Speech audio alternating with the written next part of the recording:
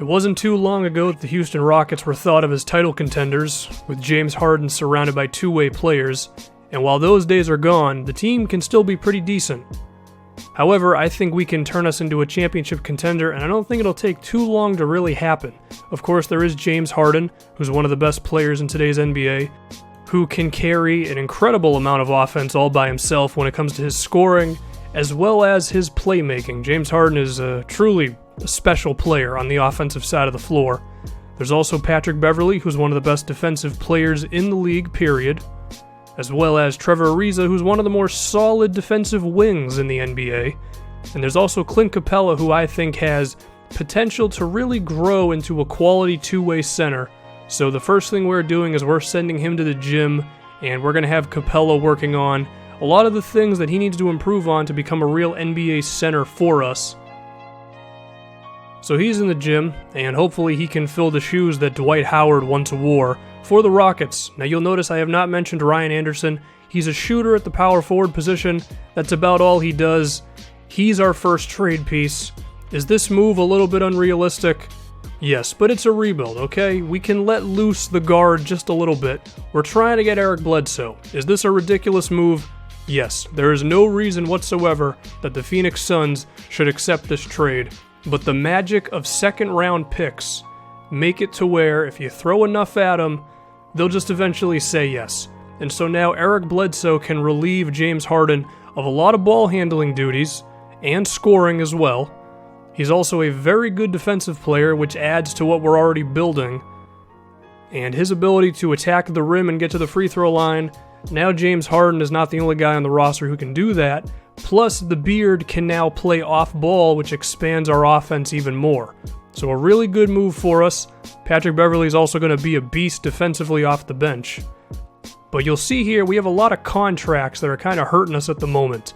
So the first thing we do, we say, Corey Brewer, you're out of here. We're dropping your $7 million immediately. Go have fun in Philadelphia. There's also Eric Gordon. I would just rather get that $12 million back so we can play with it in free agency. We screw over the Denver Nuggets here.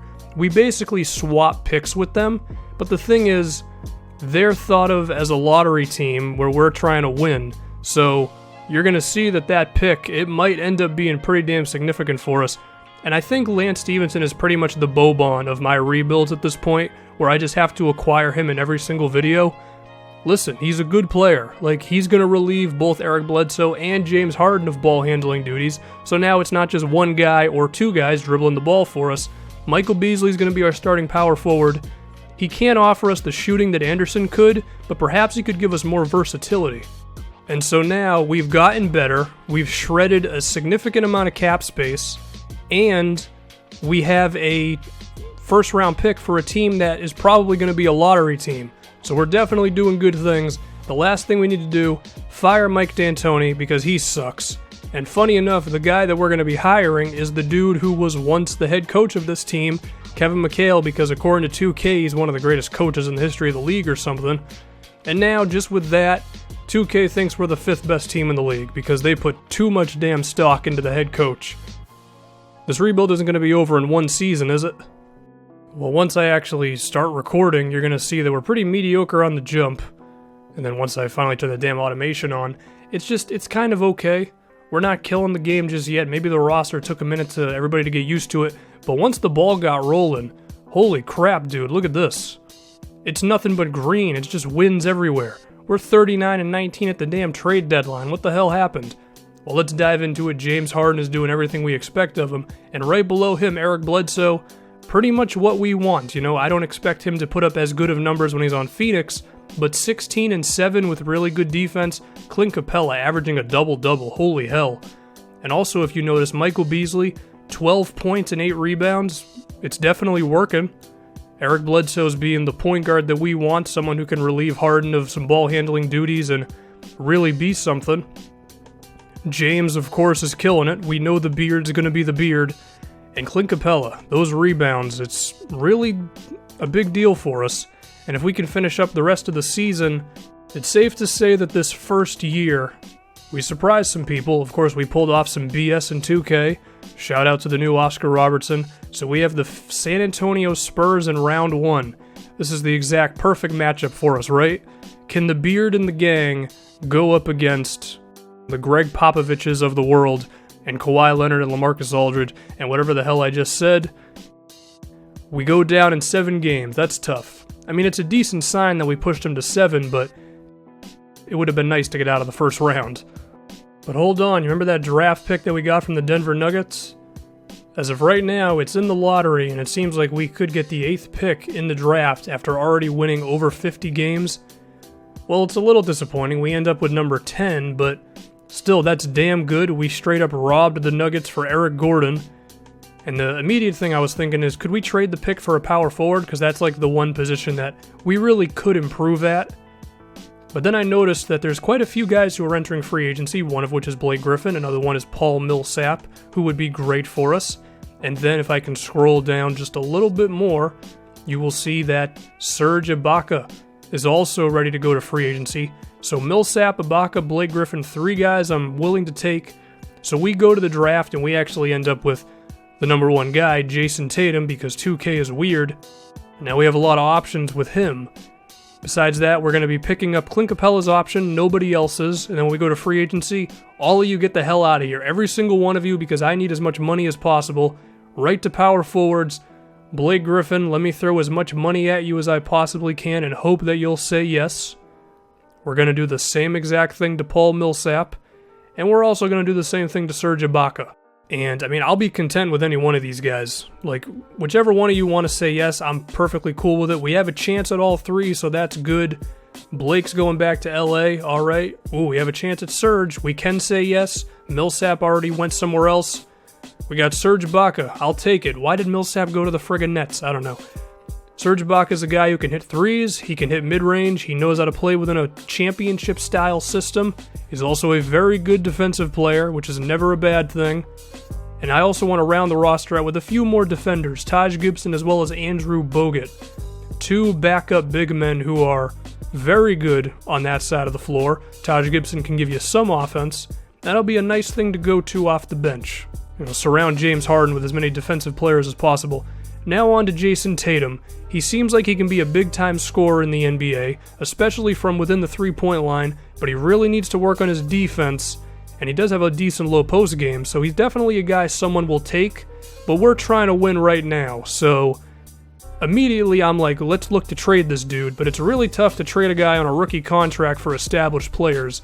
So we simulate a little bit into the season, and then I start to look at some potential trades.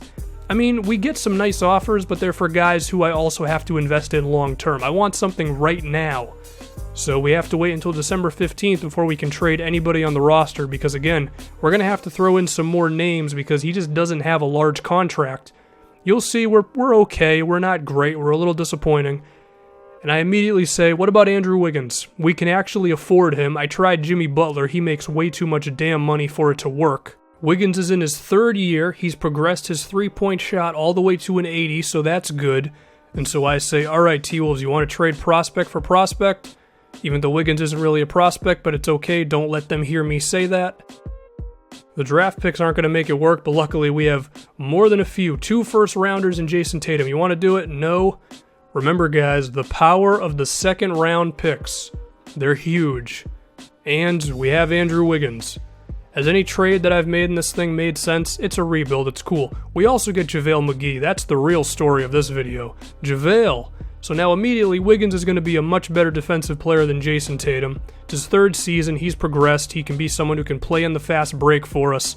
And now with Wiggins and Eric Bledsoe, Serge Ibaka playing power forward, and Clint Capella who's progressed, and Patrick Beverley, Gibson off the bench, we kind of have a defensive juggernaut surrounding James Harden, so hopefully this is what he needs to really take us to a championship, because obviously we want to win a damn thing in this rebuild. And so once we play the simulator now, the wins start to creep up a bit more. The trajectory is going up, because for a while we were pretty mediocre, and we're starting to get comfortable with each other now, 34-19. Let's dive into the numbers. Fear the beard, of course. James Harden being a beast, 9 assists per game almost. And if you look at Wiggins, his plus-minus shows we're definitely better when he's there, even if his numbers themselves are a little down, which is to be expected given the team that he's on. And it seems that we're starting to run away with it now. as we're the 8th best offensive team in the league, which is awesome, but we're also the 2nd best defensive one. I have no idea how the Wizards are only allowing 88 points per game. The team around James Harden's definitely killing it on one side, and we're a steel curtain when it comes to defense. I mean, you try to score against us, good luck with the amount of athletes and defenders we have here. And so we're pretty much operating on all cylinders at the moment. But you will see towards the end of the season that it's okay. It's not great. I think our tough start was really the reason why we only finished with 50 wins, because we were damn good down the stretch there. And we might have only won 50 games, but if we look at the Western Conference, it's actually neck and neck. We only missed first place by 3 games, so I think we definitely have a chance at a championship here. Round 1, we have the Oklahoma City Thunder. Hopefully, James Harden's former team doesn't kill us. Serge Ibaka's former team as well. The MVP of Russell Westbrook might go God mode. We have to make sure that does not happen. But of course, we have to lose game 1 because we always do that in these series because we like to scare people. But once this thing gets going, I think it's obvious that we're just the better team. Or are we? Okay, we are. I was scared for a moment they were going to force a game 7 and make me shut up. Round 2, the Pelicans, because they won in round 1, because they always friggin' win as the 8th seed for reasons that I don't know. Is Anthony Davis going to be too much for us to deal with? Let's find out. If there's anybody who we can't defend, it might be him. We're already up 2-0, we're up 3-0, so perhaps this was a bit easier than I thought it would be. 5 games.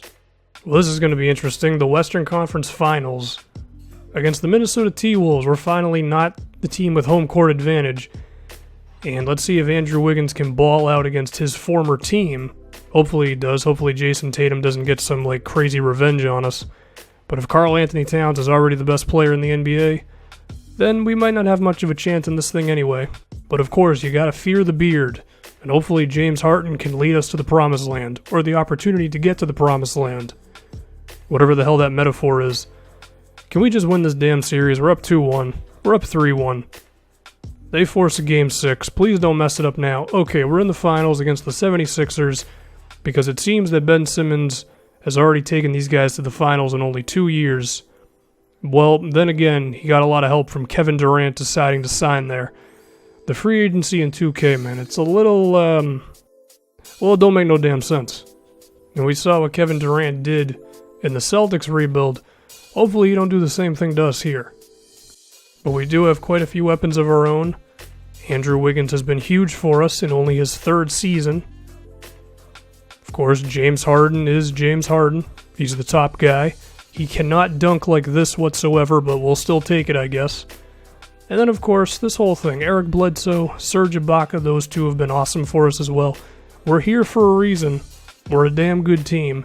They win game 1, and while we win game 2, it seems like they have the momentum in this thing because they keep on answering. Or do they, as we force a 3-2 lead? I think it's time to jump in here because I really don't want a game 7.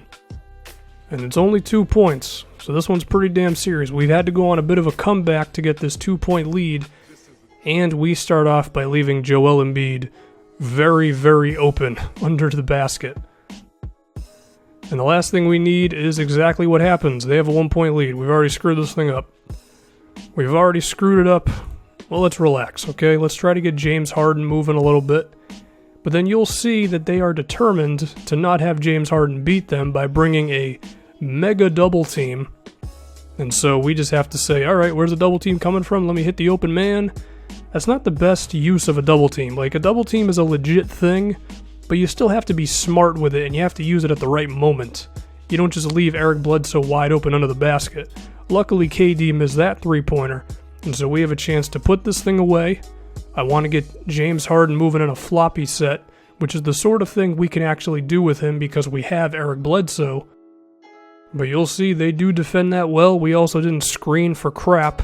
But once again, bringing doubles, Serge Ibaka, easy. I thought it was going to be tougher than that to score. I mean, my goodness. No defense whatsoever.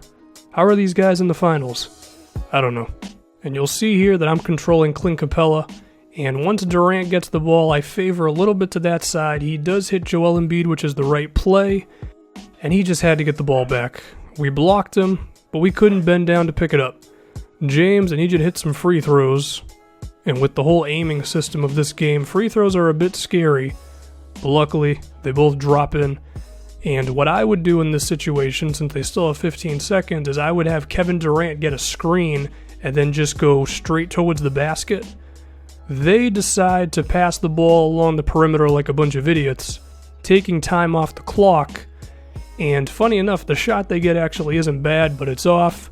We are NBA champions. Shout out to the Houston Rockets. Shout out to you. Shout out to Tracy McGrady. Shout out to Yao Ming. Shout out to 2K for allowing me to trade Ryan Anderson for Eric Bledsoe.